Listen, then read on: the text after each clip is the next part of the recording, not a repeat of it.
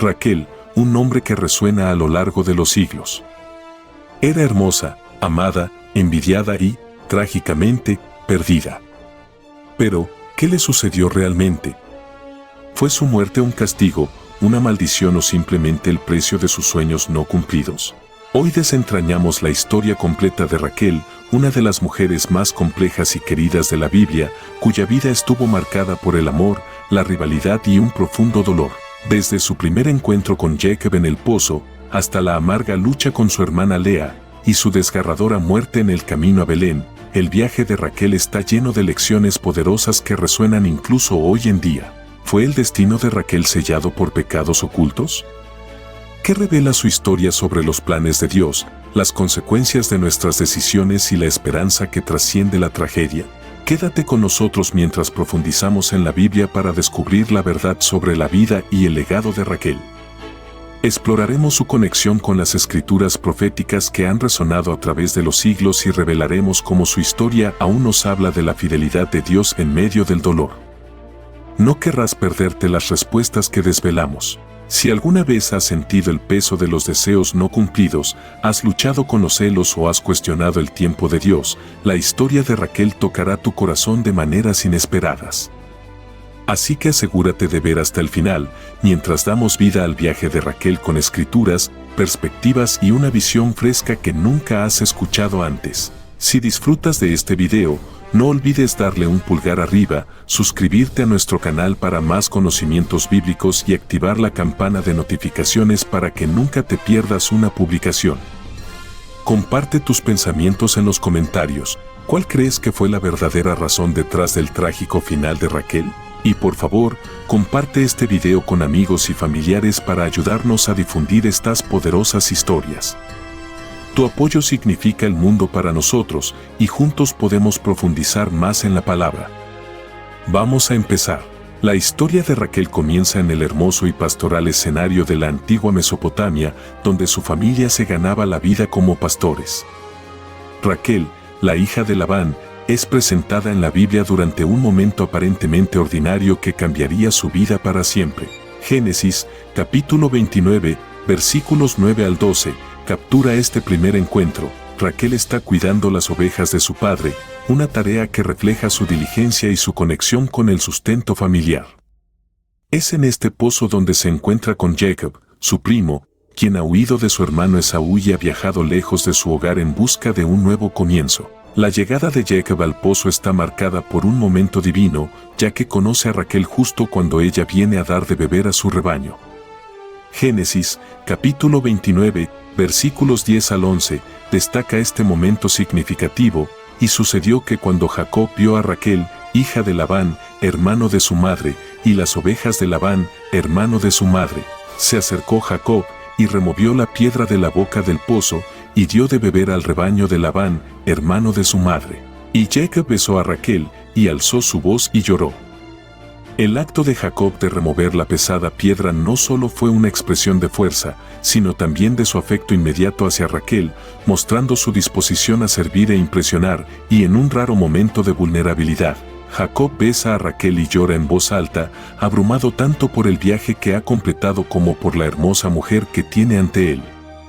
Raquel también debió sentir el peso de ese encuentro, su vida estaba a punto de entrelazarse profundamente con la de Jacob. Raquel es descrita en Génesis, capítulo 29, versículo 17, como hermosa de forma y apariencia, un contraste sorprendente con su hermana mayor Lea, quien es descrita como de ojos delicados o débiles. Génesis, capítulo 29, versículo 18, y Jacob amó a Raquel, y dijo, yo te serviré 7 años por Raquel tu hija menor. Jacob hace una propuesta audaz a Labán, el padre de Raquel, trabajará durante 7 años a cambio de la mano de Raquel en matrimonio. La Biblia destaca la belleza física de Raquel, pero más importante aún, su gracia y presencia que capturaron el corazón de Jacob desde el principio. Para Jacob fue amor a primera vista y estaba dispuesto a hacer grandes sacrificios para estar con ella. Esta oferta revela no solo el profundo amor de Jacob por Raquel, sino también su disposición a soportar dificultades y tiempo por el bien de su futuro juntos. Los años de trabajo parecieron solo unos pocos días a Jacob debido a su gran amor por Raquel. Esta poderosa declaración en Génesis, capítulo 29, versículo 20, enfatiza la profundidad de su afecto. Así sirvió Jacob por Raquel 7 años, y le parecieron como pocos días, porque la amaba. La dedicación y perseverancia de Jacob se convertirían en un testimonio de su inquebrantable compromiso con Raquel, sentando las bases para tanto alegría como tristeza en su historia en desarrollo. La historia de amor de Raquel con Jacob, que comenzó con tanta promesa, rápidamente tomó un giro trágico e inesperado. Después de que Jacob completó sus 7 años de servicio, esperaba con ansias casarse con Raquel, la mujer por la que había trabajado tan arduamente. Pero en la noche de la boda, Labán, el padre de Raquel, llevó a cabo un plan engañoso. En la oscuridad de la noche de bodas, Labán sustituyó a Raquel por su hermana mayor, Lea, traicionando la confianza de Jacob y alterando el curso de la vida de ambas hermanas. Génesis, capítulo 29, versículos 23 al 25, y sucedió que a la noche, tomó a Lea su hija, y se la trajo, y él se llegó a ella. Y sucedió que a la mañana, he aquí que era Lea. Y dijo a Labán, ¿qué es esto que me has hecho? ¿No te he servido por Raquel? ¿Por qué, pues, me has engañado? La sorpresa y el desconsuelo de Jacob fueron palpables cuando descubrió que se había casado con Lea en lugar de Raquel. Labán justificó sus acciones citando costumbres locales, alegando que la hija mayor debía casarse antes que la menor. Sin embargo, este engaño plantó las semillas de la rivalidad entre las hermanas que perseguiría la dinámica familiar durante años. Raquel, quien había esperado a Jacob, ahora se encontraba desplazada mientras su hermana Lea se convertía en la primera esposa de Jacob. Para empeorar las cosas, Jacob se vio obligado a hacer un nuevo trato con Labán, trabajaría otros 7 años a cambio de Raquel. A pesar del dolor y la injusticia, Jacob aceptó. Génesis, capítulo 29, versículo 28, revela que después de cumplir la semana nupcial con Lea, Jacob finalmente se casó con Raquel. Las intensas emociones de amor, traición y competencia que surgieron de este arreglo moldearían la relación de las hermanas, estableciendo el escenario para una lucha de por vida por el afecto de Jacob y por tener hijos. Génesis, capítulo 29, versículos 30 al 31, y Jacob se llegó también a Raquel, y amó también a Raquel más que a Lea. Y sirvió con Labán aún otros 7 años. Y vio Jehová que Lea era menospreciada, y le dio hijos, pero Raquel era estéril. La Biblia destaca que Jacob amaba a Raquel más que a Lea, una dolorosa realidad que no pasó desapercibida. Dios vio la tristeza de Lea y abrió su vientre, permitiéndole tener hijos, mientras que Raquel permanecía estéril. Este giro de los acontecimientos solo profundizó la angustia y los celos de Raquel, creando una brecha entre las hermanas. En la cultura de su tiempo, tener hijos no solo se trataba de formar una familia, era un símbolo de estatus y una fuente de orgullo personal, especialmente en un contexto polígamo donde la competencia entre esposas era intensa. La esterilidad de Raquel pesaba mucho sobre ella, y su desesperación alcanzó un punto de quiebre en Génesis, capítulo 30, versículo 1, donde exclamó a Jacob, «Dame hijos, o si no, me muero». Esta declaración refleja el profundo dolor de Raquel y las presiones sociales a las que se enfrentaba. Su incapacidad para concebir se sentía como una maldición y la consumió hasta el punto de la desesperación. En su desesperación, Raquel tomó el asunto en sus propias manos al ofrecer a su sierva Bilhá a Jacob como sustituta, con la esperanza de reclamar hijos a través de ella. Esta decisión reflejaba las acciones de Sara con Agar y las prácticas culturales de la época, pero también añadió más complejidad y tensión dentro del hogar. Bilhá dio a luz a 2 hijos, Dan y Neftalí, a quienes Raquel reclamó como propios, diciendo, «Con luchas de Dios he contendido con mi hermana y he vencido». Génesis, capítulo 30, versículo 8. A pesar de este sentido temporal de victoria, el corazón de Raquel continuaba anhelando un hijo de su propia carne y sangre. Su lucha con Lea se convirtió en algo más que una rivalidad, fue una dolorosa batalla espiritual, marcada por momentos de envidia, amargura y anhelo. El profundo deseo de Raquel de tener hijos destaca una condición humana más amplia, el anhelo de realización, reconocimiento y la bendición de Dios, a menudo en medio de grandes pruebas personales. Pero Dios, en su tiempo, no se olvidó de Raquel. Génesis, capítulo 30, versículos 22 al 24, nos dice, y se acordó Dios de Raquel, y la oyó Dios, y le concedió hijos. Y concibió, y dio a luz un hijo, y dijo, Dios ha quitado mi afrenta. Y llamó su nombre José, diciendo, añádame Jehová otro hijo. Este versículo marca un punto de inflexión en la vida de Raquel, ya que sus oraciones tan esperadas finalmente fueron respondidas cuando dio a luz a su primer hijo, José. Este momento no solo fue una victoria personal para Raquel, sino también un evento crucial en la narrativa bíblica. José, cuyo nombre significa, añádame, fue un reflejo directo de la esperanza de Raquel de que Dios continuaría bendiciéndola con más hijos. Para Raquel, el nacimiento de José fue la culminación de años de dolor y rivalidad. Fue un momento de triunfo, simbolizando que Dios no la había olvidado. José se convertiría más tarde en una de las figuras más prominentes de la Biblia, conocido por su sabiduría, sueños y su papel en salvar a su familia del hambre. La alegría de Raquel por el nacimiento de José, sin embargo, sería atenuada por sus futuras pruebas, ya que anhelaba tener otro hijo, cumpliendo la esperanza que expresó en el nacimiento de José. Pero el viaje de Raquel no estuvo marcado solo por la alegría, sino también por el dolor. Después del nacimiento de José, la familia continuó sus viajes, moviéndose de Betel hacia Efrata. Fue durante este viaje, con la promesa de una familia en crecimiento, que la alegría de Raquel se convirtió en dolor. Raquel entró en trabajo de parto una vez más, pero esta vez, las circunstancias fueron terribles. La Biblia describe su parto como difícil, un claro recordatorio de la fragilidad de la vida durante esa época. Génesis, capítulo 35, versículo 16, después partieron de Betel, y había aún como media legua de tierra para llegar a Efrata, cuando dio a luz Raquel, y hubo trabajo en su parto. El viaje a Efrata, que más tarde sería conocida como Belén, sería el último capítulo de Raquel. Mientras su trabajo de parto se intensificaba, la partera trató de tranquilizarla, diciendo, y aconteció que como había trabajo en su duro parto, le dijo la partera, no temas, que también tendrás este hijo.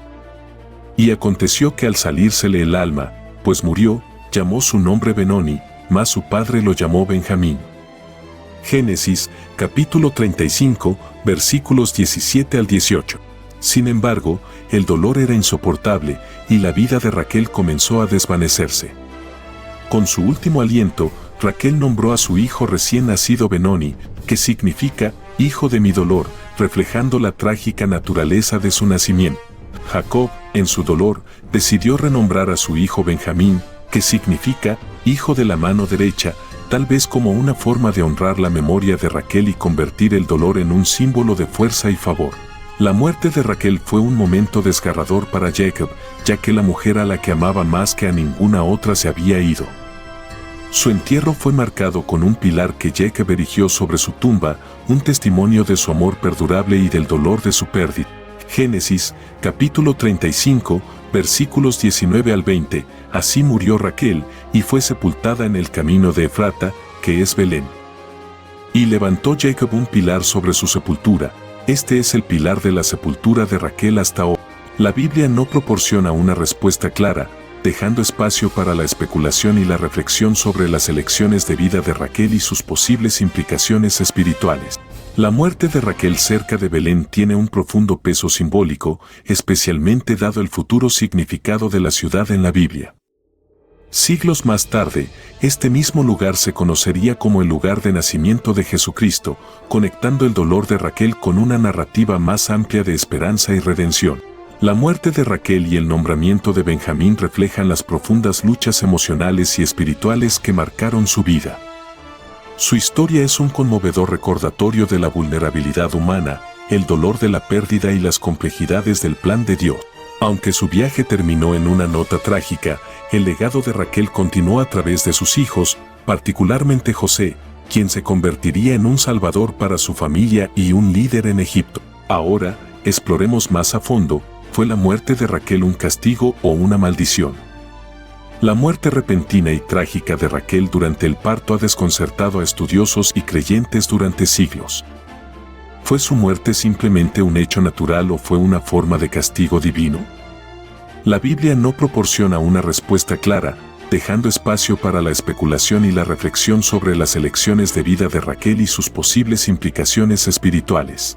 Una de las teorías más debatidas se centra en el acto de Raquel de robar los dioses domésticos, o ídolos, de su padre Labán, como se registra en Génesis, capítulo 31, versículo 19. Este evento ocurrió cuando Jacob decidió huir de Labán, llevándose a su familia y posesiones sin que Labán lo supiera. Raquel tomó los ídolos en secreto, ocultándolos tanto de su padre como de su esposo, Jacob. El robo de estos ídolos por parte de Raquel, a menudo considerados símbolos de adoración pagana y superstición, sugiere que Raquel podría haber albergado conexiones persistentes con las antiguas costumbres de su familia.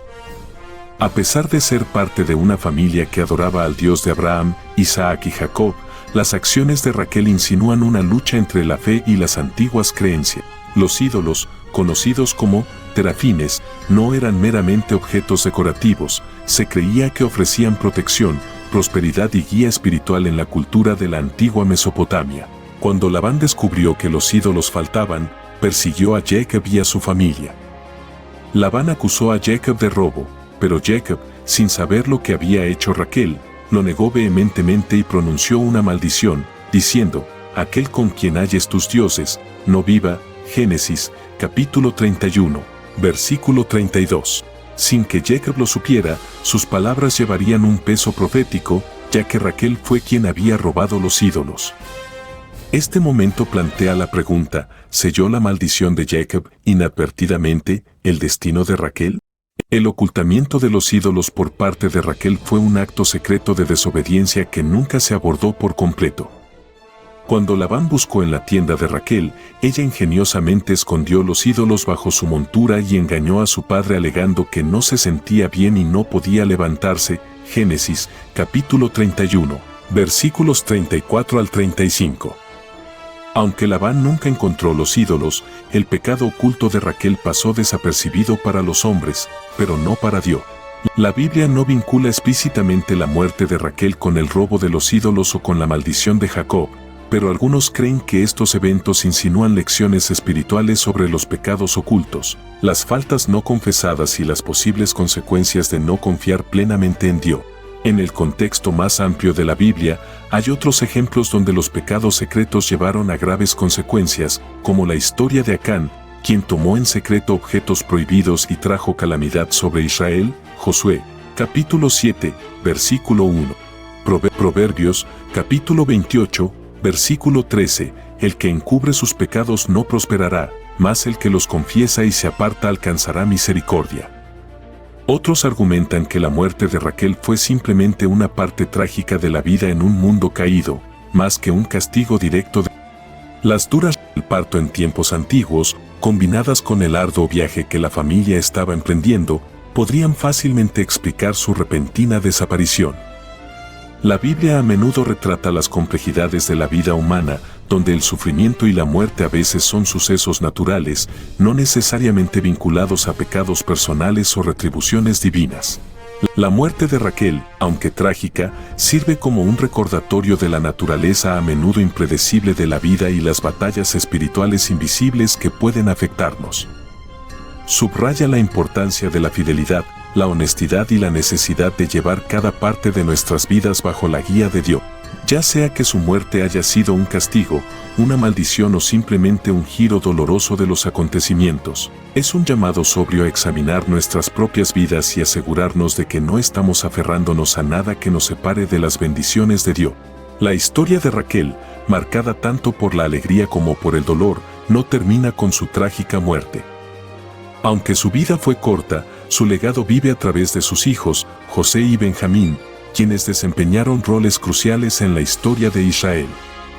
La influencia de Raquel se extiende mucho más allá de su propia vida, simbolizando la perseverancia, las complejidades de las emociones humanas y los planes en desarrollo de Dios. Raquel se convirtió en la madre de José, una de las figuras más queridas e influyentes de la Biblia. La historia de José, quien pasó de ser traicionado y esclavizado a convertirse en el salvador de su familia durante una grave hambruna, es un testimonio de la providencia y fidelidad de Dios. A través de José, Dios preservó la descendencia de Israel, cumpliendo las promesas hechas a Abraham, Isaac y Jacob.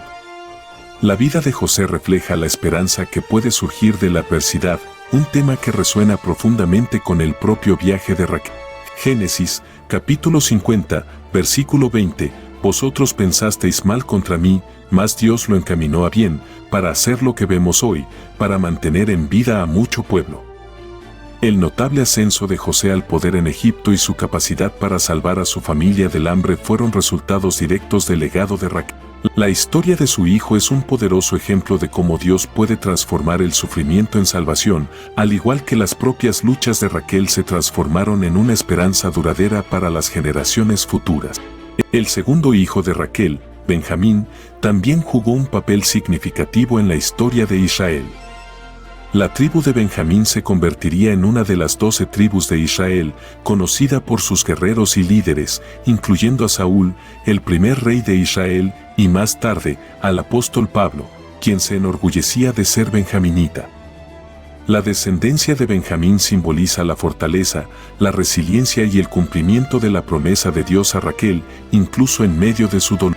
Filipenses, capítulo 3, versículo 5, circuncidado al 8º día, del linaje de Israel, de la tribu de Benjamín, hebreo de hebreos, en cuanto a la ley, fariseo.